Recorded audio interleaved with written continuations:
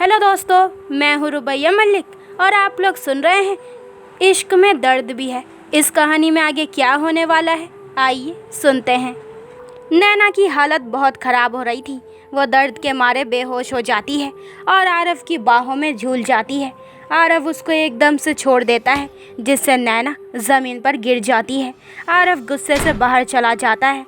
नैना वहीं ज़मीन पर पड़ी रहती है। आरव बहुत गुस्से से गाड़ी चला रहा था। बहुत ही गुस्से में उसकी आंखों के सामने वही सब घूम रहा था जो भी रॉय ने उसके परिवार के साथ किया। वो ज़ोर से गाड़ी के ब्रेक मारता है, जिससे उसका सर आगे टकरा जाता है और उसके माथे से भी खून बहने लगता है, ठीक उसी जगह से जहां नैना के माथे पर चोट लगी थी। वो गाड़ी से बाहर निकलता है और सड़क के बीचों बीच बैठकर आसमान की तरफ देखकर चिल्ला पड़ता है।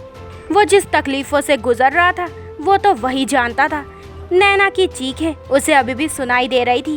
वो फिर से चिल्लाता है और रोने लग जाता है। एक पल में उसकी ज़िंदगी ही बदल गई थी। ज़िंदगी तो एक ही पल में नैना की भी बदल गई थी। वो अब भी ज़मीन पर बेहोश पड़ी थी। ये रात बहुत लंबी थी जो ख़त्म ही नहीं हो रही थी। वही नैना तड़प रही थी और यहाँ आरव। अगली सुबह चहल पहल का माहौल चारों तरफ हो रहा था। पूरा राठौर मैंशन बड़ी ही खूबसूरती से सजाया गया था। आखिर आरव राठौर की शादी है, वो भी रॉय की बेटी से, और वो भी लाइव। यह आरव का ही ऑर्डर था कि कहीं भी कोई कमी नहीं रहनी चाहिए। गार्डन में मंडप बन रहा था। मीडिया भी आ गई थी। चहल पहल चारों तरफ हो रही थी। पर इन सब के बावजूद इतने शोर में भी नैना अब भी बेहोश पड़ी थी।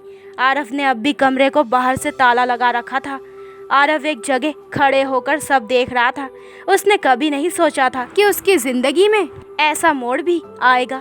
ज़िंदगी में पहली बार उसने प्यार किया था और वही प्यार धोखेबाज निकला और धोखा ही बर्दाश्त नहीं था उसे। विवान उसके पास जाकर पीछे से उसके कंधे पर हाथ रखता है और कहता है, तू सच में ये करना चाहता है? इन सब झमेलों की क्या ज़रूरत है? मार देते हैं उसे, एक ही झटके में खेल ख़त्म। आरव उसकी तरफ देखकर कहता है, नहीं, तड़पना होगा उसे जैसे मैं तड़पा हूँ। वो खुद चलकर मेरी ज़िंदगी में आई है, इसलिए अब मैं तय करूँगा कि वो मेरी ज़िंदगी से कब जाएगी। धीरे धीरे मेरे दिल ने जगह बनाई थी ना उसने, तो धीरे धीरे ही वो मौत के करीब जाएगी। इतनी आसान मौत नहीं नसीब होगी उसे, जलाना होगा उसे, ठीक वैसे ही जैसे मैं जल रहा हूँ। विवान कहता है, वो सब तो ठीक है, 12 बजने ही वाले हैं। और आरव बिना कुछ बोले अपने कमरे की तरफ बढ़ जाता है। गेट खोलकर वो अंदर जाता है और फिर गेट को अंदर से लॉक करता है। नैना बेजान सी ज़मीन पर पड़ी थी। उसके कंधे पर सिगरेट के जले हुए का निशान साफ चमक रहा था। आरव नैना के पास जाता है और उसका हाथ पकड़कर उसको घसीटते हुए बाथरूम में ले जाता है और शावर खोल देता है। ठंडा ठंडा पानी जैसे ही नैना पे पड़ता है तो वो हड़बड़ा कर उठ जाती है। खुद को बाथरूम में देखकर और फिर अपने भीगे हुए कपड़े देखकर वो हैरान रह जाती है।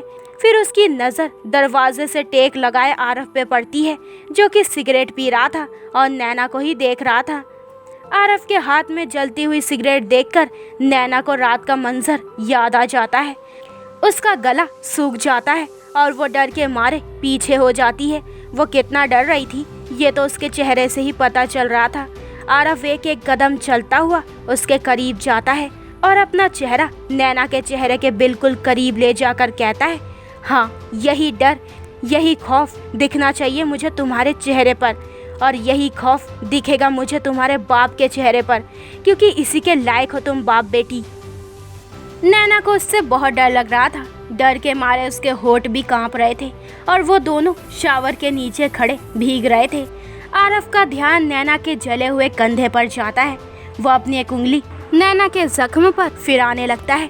नैना को बहुत तकलीफ होती है। वो कसकर अपनी हाथ की मुट्ठी बांध लेती है ताकि वो चिल्ला ना पाए। आरव उसके जख्म पर उंगली घुमाते हुए नैना की तरफ देखकर कहता है, तकलीफ हो रही है ना? नैना अपनी आंखें बंद कर लेती है। शायद वो अपने आंसू रोकना चाहती थी। आरव और भी जोर से उसके जख्म को दबाते हुए कहता है, तकलीफ हो रही है ना? वो बहुत गुस्से से बोलता है। नैना जल्दी से अपना सर हाँ में हिलाती है। आरव अपने होठ उसके होठों से छूते हुए कहता है, पर उस तकलीफ़ के सामने ये तकलीफ़ कुछ भी नहीं है जो तकलीफ़ तुमने मुझे दी है। नैना अपनी आंखें खोलकर उसकी तरफ देखती है और इस बार अपने आंसुओं को रोक नहीं पाती। आरव एक झटके से उसके होठों को अपने होठों में दबा लेता है और वापस जलती हुई सिगरेट उसके कंधे पर रख देता है।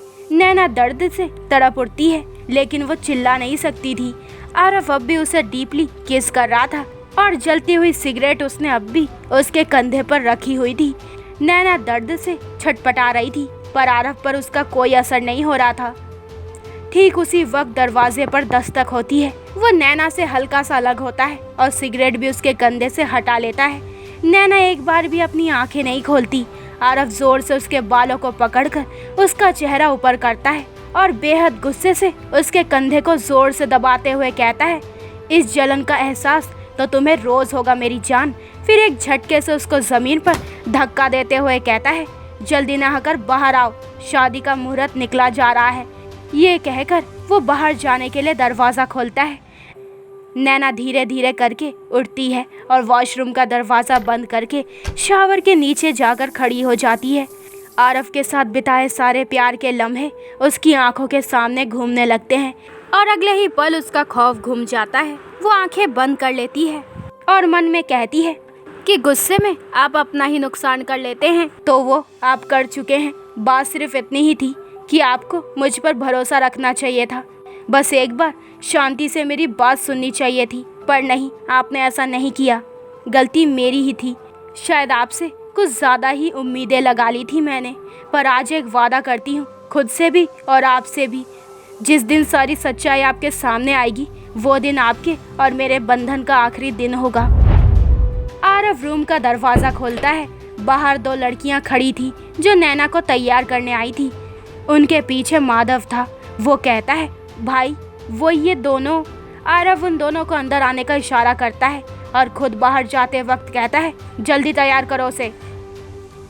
बाहर शादी की सारी तैयारियां हो गई थी। मीडिया हर चीज़ लाइव दिखा रहा था और रॉय का नाम उछाल रहा था। काफ़ी लोग भी आए थे। पंडित जी भी बैठ गए थे और मंत्र पढ़ रहे थे। फिर आरव की तरफ देखकर कहते हैं, दुल्हन को बुलाइए। आरव वहाँ से उठते हुए कहता है, अपनी दुल्हन मैं खुद लेकर आऊँगा। ये कहकर वो अंदर जाता है। अंदर कमरे में नैना तैयार बैठी थी। वो लड़कियां उसको तैयार करके चली गई थी। नैना खाली आंखों से बस नीचे ही घूर रही थी। आरव अंदर आता है, जिसका नैना को जरा सा भी पता नहीं चलता। एक पल के लिए तो आरव की नजरें ठहर जाती है उस पर। लाल जोड़ा, चेहरे पर दुल्हन का श्रृंगार, हाथों में भर भर कर चूड़ियाँ गहनों से लदी, वो किसी अप्सरा से कम नहीं लग रही थी। पहली बार आरव ने उसे मेकअप में देखा था, लेकिन अगले ही पल उसकी नफरत उस पर हावी हो जाती है। वो नैना के पास जाता है और उसका हाथ पकड़कर लगभग उसको खींचते हुए कहता है, चलो तुम्हारी जिंदगी नर्क बनाने का वक्त आ गया है। नैना एक बार भी उसकी तरफ नहीं देखती। शायद वो देखना ही नहीं चाहती आरव के इस रूप को। आरव उसको बाहर लेकर आता है। दोनों को आते देख मीडिया वाले जल्दी जल्दी उनकी फ़ोटो खींचने लगते हैं। नैना ने ये सब पहले नहीं देखा था। वो बहुत घबरा रही थी और किसी की तरफ नहीं देख रही थी। आरव की निगाहें नैना के चेहरे पे पड़ती है। वो अपना एक हाथ उसकी गर्दन में से ढालते हुए उसके कंधे के उस हिस्से पर रखता है जहाँ उसने जलाया था और उसके कंधे को जोर से दबाते हुए उसके कान में कहता है, मुझे तुम्हारे चेहरे पर स्माइल दिखनी चाहिए। अगर एक पल के लिए भी तुम्हारी मुस्कान हटी तो सोच लेना कि इन मीडिया वालों के सामने तुम्हारे साथ क्या क्या होगा। वो साथ साथ बोल रहा था और उसके जले हुए कंधे को दबा रहा था, जिससे नैना को बहुत तकलीफ हो रही थी। वो चेहरा घुमाकर आरव की तरफ देखती है। उसकी आंखों में नमी तैर जाती है। वो शायद दर्द की वजह से थी या आरव के शब्दों की वजह से, ये तो कहना मुश्किल था। आरव भी उसकी आंखों में आई नमी को देखता है और अगले ही पल बेहद गुस्से से कहता है, सुना नहीं तुमने? फिर अपने होठ उसके कान के पास ले जाकर कहता है, मुस्कुराओ जान, आखिर तुम्हारे घटिया बाप को भी तो पता चले कि उसकी बेटी मेरे साथ कितनी खुश है। नैना के तो आंसू बहने को तैयार थे और ऐसे में वो कैसे मुस्कुरा सकती थी। आरव और भी जोर से उसका कंधा दबाते हुए कहता है, मुस्कुराओ। दर्द के मारे नैना की हल्की सी आ निकल जाती है, पर अगले ही पल वो अपने आंसू पीकर अपने होठों पर मुस्कान सजा लेती है। मीडिया वाले लगे हुए थे अपना काम करने में। आरव और नैना के रिश्ते को मिर्च मसाला लगाकर वो टीवी पर पेश कर रहे थे। आरव नैना का हाथ पकड़कर मंडप की तरफ बढ़ जाता है। नैना ने नकली मुस्कान अपने होठों पर सजा रखी थी, पर अंदर से दिल रो रहा था उसका। वो दोनों मंडप में बैठ जाते हैं। पंडित जी शादी की विधियां शुरू करते हैं। विवान बस दूर खड़ा दोनों को देख रहा था। वो आरव के इस फैसले से खुश नहीं था, पर नैना का चेहरा देखते ही उसे आरव का लिया हुआ फैसला सही लग रहा था और वो मन में कह रहा था, इसी के लायक है ये लड़की, धोखेबाज मक्कार। और कहाँ मैं इसे अपनी पलक समझ रहा था। इधर पंडित जी कहते हैं, अब आप दोनों फेरों के लिए खड़े हो जाओ। आरव तो खड़ा हो गया था, लेकिन नैना का पूरा शरीर सुन्न हो गया था। उसकी आंखों के सामने तो आरव का खौफ ही घूम रहा था। आरव उसे बाजू से पकड़कर खड़ा करता है। नैना उसकी तरफ देखती है और आरव उसकी तरफ। दोनों के दिमाग में एक ही बात घूम जाती है जो आरव ने कही थी, शादी के बाद हम दोनों कहीं दूर चले जाएंगे, शायद सिर्फ प्यार ही प्यार होगा, ढेर सारा प्यार। दोनों के ही दिल में कुछ चुभता है, पर अगले ही पल आरव फेरे लेने लगता है, लेकिन नैना के कदम वहीं जम जाते हैं जैसे जान ही ना हो उसके पैरों में। सब लोग आपस में थोड़ी खुसुर पुसुर करते हैं। आरव एक नज़र सबको देखता है, फिर गुस्से से नैना की तरफ और वापस उसके पास जाकर धीरे से कहता है, मुझे तुम्हारे चेहरे पर स्माइल नज़र नहीं आ रही है। वो एक झटके से उसको गोद में उठाते हुए कहता है। नैना अपनी पलकें झुकाकर मुस्कुराने की कोशिश करती है। आरव उसको गोद में उठाए फेरे लेने लगता है। पंडित जी मंत्र पढ़ने शुरू करते हैं। आरव धीरे धीरे पर बेहद गुस्से से पहला फेरा लेते वक्त कहता है, पहला वचन, मैं वचन देता हूँ कि तुम्हारी जिंदगी नरक बनाने में कोई कमी नहीं आने दूंगा। नैना डर के मारे उसकी तरफ देखती है। उसके चेहरे पर डर साफ दिखाई दे रहा था। आरव खतरनाक स्माइल के साथ कहता है, मुस्कुराओ जान, तुम्हारा बाप लाइव देख रहा है तुम्हें। नैना अपने चेहरे पर मुस्कान लाने की नाकामयाब कोशिश कर रही थी। आरव फेरे लेते हुए दूसरा वचन कहता है, तुम्हारी बची हुई जिंदगी में अब कोई खुशी नहीं आएगी, मैं आने ही नहीं दूंगा, वचन देता हूँ तुम्हें। तीसरा वचन, मैं वचन देता हूँ कि मुस्कान तुम्हारे चेहरे पर आने ही नहीं दूंगा। आरव जैसे बोल रहा था, उसका गुस्सा बढ़ता ही जा रहा था। वो नैना की बाजू में अपनी पकड़ मजबूत करता है और उसका दूसरा हाथ नैना की कमर पर कसता ही जा रहा था, जिससे उसकी कमर में पहना हुआ कमरबंद नैना को बहुत तकलीफ दे रहा था। उसकी आंखें नम हो जाती है और दो आंसू निकलकर किनारों से बह जाते हैं। आरव चौथा वचन कहता है, अब से हर पल तुम्हारी आंखों में आंसू ही रहेंगे। पांचवा वचन, तुम्हारी जिंदगी तुम्हारी नहीं होगी, इस पर सिर्फ मेरा हक होगा। तुम्हारी जिंदगी में डर, खौफ, दर्द, तकलीफ की कभी कमी नहीं आने दूंगा मैं। हर पल डर के साए में रहोगी तुम। डर जो इस वक्त तुम्हारे चेहरे पर साफ दिख रहा है, खौफ जो तुमने इस चीज़ का एहसास करवाएगा कि अगले ही पल तुम्हारे साथ क्या हो जाए। छठा वचन, तुम्हारा मान सम्मान सब मिट्टी में मिला दूंगा मैं। तुम तब तक मेरे साथ रहोगी जब तक मेरा मन नहीं भर जाता तुमसे। दुनिया की नज़र में तुम ज़रूर मेरी पत्नी हो, पर तुम सिर्फ मेरी रातें रंगीन करने का सामान हो। उसके लिए तुम चाहे तो तुम्हें अच्छे खासे पैसे भी मिल जाएंगे।